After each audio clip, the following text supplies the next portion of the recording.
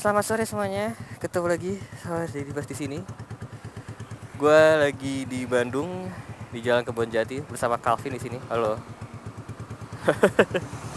Calvin ini bosnya Riders and Rules.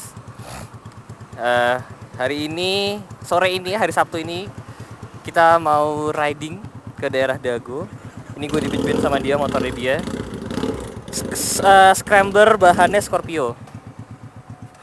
Ya, dia pakai, dia pakai Triumph Bonneville dan di custom juga sama dia. Sama-sama belum panas, jadi masih dipanasin dulu. Gua tadi OTW ke sini dari mana? Dari Lembang. Itu macet banget ya Bandung hari Sabtu malam Minggu gini. Dan emang semuanya sih kayaknya sih plat B sih. Kan macetnya tuh parah loh. Kayak macet banget, apalagi jalan Paster situ. Aduh, itu parah banget sih macetnya. Gue nggak nyangka kalau Bandung bakal semacet itu. Kalau hari Minggu gitu, gue masih kayak oke lah gitu. Tapi hari Sabtu men, buset. Pengen banget. Seenggaknya bangun scrambler jenis scrambler 1 gitu. Entah pakai bahan GL atau pakai bahan apa ya? Bahan TS 2 tak sih. 2 tak juga keren sih sebenarnya buat dijadiin bahan scrambler. Pengen banget bikin bahan scrambler gitu. Cuma belum nemu bahannya sih. Tapi kalau udah nemu, gua akan bangun satu motor. Jadi kali ini gue ingin sharing nih dengan kalian. Apa ya istilahnya? Sharing apa ya? Judulnya adalah Derita Pengendara Moge. At least buat gue. Menurut banyak orang ngendarain Moge itu kan kayaknya enak ya, kayak tenaganya gede lah, lo bisa ngebut lah, ganteng lah dan sebagainya. Tapi sebenarnya di balik itu semua, itu tuh ada juga loh derita-derita pengendara Moge. cc besar tuh mungkin bisa kita kategorikan 250 cc ke atas, karena 250 cc itu menurut gue udah cukup gede sih. Seperti yang pertama nih, derita mengendarai motor ber-cc besar. Yang pertama adalah panas. Yang namanya motor, semua mesin deh, semua combustion engine itu pasti ada panasnya gitu loh.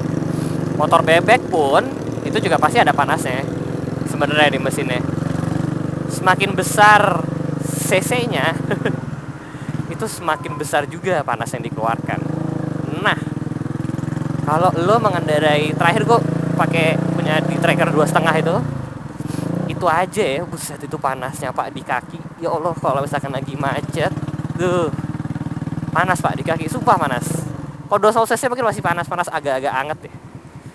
Kalau lo udah naik yang cc-nya 500 ke atas, aduh, bener-bener deh panas tuh parah banget. Kalau udah naik cc yang di atas 500 tuh, panasnya guys. Kaki lo tuh berasa apa ya? Berasa kebakar tau gak? Berasa matang. Bukan cuman itu men. Kalau misalkan mesinnya tuh lagi kalau modelnya kayak L-Twin kayak Ducati gitu atau Harley V-Twin yang deket dengan paha dan selangkangan lo, aduh tuh buat yang cowok masa depannya tuh agak sedikit dipertaruhkan. Karena ya gitu, apa ya, karena panas banget men naik motor cc besar tuh. Kayak misalkan lo tuh naik cc besar, tapi kalau mesinnya deket sama yang namanya selangkangan lo, itu tuh bisa kayak mateng gitu loh biji lo. Beneran kayak biji lo tuh bisa mateng yang, aduh selangkangan lo gak enak deh pokoknya. Itu tuh derita utama mengendarai motor cc besar tuh.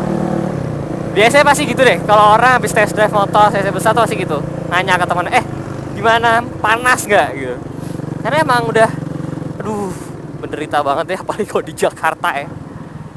Di Jakarta tuh kalau udah macet, hari-hari Minggu gitu, sunmorian macet. Aduh tuh PR banget ya kalau bawa motor cc gede. Kemudian derita yang kedua, nggak enaknya nih naik motor cc besar. Lo nggak bisa nyelip men. Oke lah, ini mungkin relatif terhadap ukuran motornya ya. Lo masih bisa deh nyelip kalau misalkan lo pakai kayak Scrambler Ducati gitu, yang wheelbase-nya cukup pendek. Tapi kalau lo udah naik motor cc besar lainnya, yang wheelbase-nya agak panjang, kayak Sportster deh gitu, itu tuh susah banget nyelip men. Bener-bener susah banget karena wheelbase lo panjang gitu. Jadi lo tuh gak bisa belok semudah kalau lo lagi naik Mio atau lo naik bebek gitu. Itu tuh gak bisa. Makanya emang kalau udah macet-macetan mainan tuh udah bebek deh. Ditambah apa ya kalau misalkan lo pakai motor terus lo punya tas di kiri kanan, udah deh, kelar hidup lo. Nggak bisa nyelip kiri kanan tuh. Apalagi kalau motor lo tuh selebar banget, aduh, udah PR banget ya kalau udah motor lo lebar tuh. Mau nyelip di antara mobil nggak bisa, mau nyelip dari kiri nggak bisa, mau nyelip dari kanan susah. Surprisingly tapi ya, mungkin kalau lo banyak yang berpikiran kalau gua pakai mesin boxernya di R90 itu, sih banyak yang berpikiran kalau gua akan susah nyalip gitu. Tapi surprising dipakai R90 itu tuh cukup gampang nyelip. Karena sebenarnya mesin boxer tuh hanya selebar stang lo sih sebenarnya ya.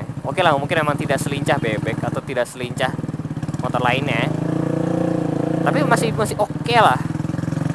Banyak juga yang nanya kayak itu mesin cc boxer gitu, mesin boxer emang nggak nyentuh atau nggak mentok ke trotoar ya? Enggak guys. Jadi trotoar itu walaupun katanya tinggi, tapi sebenarnya mesin boxer itu lebih tinggi lagi posisinya. Jadi gue hampir nggak pernah sih, beneran nggak pernah mesin boxer gue itu motornya itu sampai nyentuh trotoar tuh bener-bener belum pernah. Karena emang posisi mesin boxer itu cukup tinggi gitu loh. Jadi sebenarnya tuh lo aman-aman aja sih. Nah yang ketiga, walaupun ini agak-agak relatif sih ya, dan gerimis saudara-saudara sekalian, nice. Yang ketiga itu biasanya servisnya. Oke lah, mungkin kalau kayak Kawasaki gitu atau Honda Big Bike gitu, itu mungkin servisnya masih agak banyak ya. Tapi kalau udah motor cc besar dan itu jarang, aduh, itu agak-agak PR sih servisnya. Apalagi kalau udah injeksi, terus harus pakai komputer, ya. Sampai kalau misalkan lo masih butuh nyari spare parts sih, biasanya spare parts. Kalau jasa servisnya mungkin masih bisa lah bengkel-bengkel beberapa gitu. Spare parts men yang susah. Bener-bener susah itu parah men kalau spare part. Aduh hujan. Oke, jadi kita menepi dulu saudara-saudara sekalian. Nanti kita lanjutkan. Hujan cuy. Oke. Hujannya sudah selesai. Kita lanjut sekarang. Oke. Ini pasti nyiprat banget. Gue yakin banget. Depan, belakang nyiprat semuanya. Jadi kita tadi bahas sampai mana ya? Oh iya, tadi kita bahas poin ketiga dari gak enaknya punya moge. Yaitu adalah tentang servis atau spare part. Karena biasanya gara-gara motor itu tuh moge atau motor cc besar ya, apalagi yang di atas 500 cc itu kan populasinya jarang sekali ya di Indonesia ya. Jarang lah, bukan jarang sekali, beberapa jarang sekali gitu. Dan itu tuh membuat spare partnya ketersediaan sangat-sangat sedikit men. Lo tuh bahkan yang udah ada ATPM-nya aja kadang-kadang spare part tuh mesti inden sebulan lah atau berapa bulan. Jadi kadang-kadang apa ya, ada beberapa orang jadi takut gitu loh punya motor cc besar, karena mereka mikir kayak aduh susah ntar kalau rusak atau apa, ntar susah cari spare part, susah benerinnya. Karena memang ada kan beberapa orang tuh mempertimbangkan hal tersebut. Jadi emang kalau misalkan mau punya motor cc besar, ya makanya banyak juga yang kayak akhirnya consider beli yang ada dari ATPM atau yang populasi cukup banyak, biar spare partnya tuh nggak susah nyarinya. Jadi mostly sih derita bukan derita sih, kekurangannya kalau misalkan bukan kekurangan ya derita pengendara motor cc besar tuh itu. Yang pertama panas, itu udah poin utama banget, panas. Kemudian yang kedua tidak bisa nyelap-nyelip atau tidak lincah biasanya. Terus yang ketiga ya spare part lah gitu. Itu tadi derita pengendara moge. Mungkin ada yang setuju, mungkin ada yang tidak setuju. Coba kalau dari kalian, apa opini kalian mengenai topik ini gitu? Share ya di komen di bawah. Ini kelihatan banget sih tuh muncrat di depan di lampu itu. Gue gak tau deh kalian bisa ngeliat atau enggak, karena apparently ini GoPro gue nih kok kalau malam tidak bisa merekam dengan baik. Kita tuh mau ke daerah Dago Pakar ya, karena ada pembukaan toko clothing gitulah, namanya Famo. Gue sama Calvin diajak untuk ke sana. Kebetulan pas gue lagi di Bandung, kebetulan pas lagi opening. Jadi ya sudah, sekalian aja ke sana. Jadi mungkin segini dulu deh guys, vlog pendek ini. Vlog pendek naik motor custom di Bandung, kehujanan, gerimis, kaki gue dingin cuy. Kaki gue dingin karena jeans gue basah, jaket gue basah. Gue yakin pasti ini di belakang nyiprat banget di ban belakangnya. Sekian dulu untuk vlog kali ini. Jangan lupa ya kalian komen di bawah. Kalau kalian suka video ini jangan lupa like. Jangan lupa komen di bawah pendapat kalian mengenai topik yang tadi gue bahas. Ataupun kalau kalian punya pengalaman lain, misalkan kalian juga punya motor yang cc-nya tidak harus besar, tapi ternyata spare parts-nya juga susah dicari. Nah, boleh deh tuh di-sharing di bawah. Karena mungkin aja ada juga yang penonton yang lainnya yang mau ngambil motor kayak lo, dan dia butuh pertimbangan spare parts ketersediaannya. Oke guys, kalau gitu stay safe di jalan, and I'll see you on the next video. Bye bye.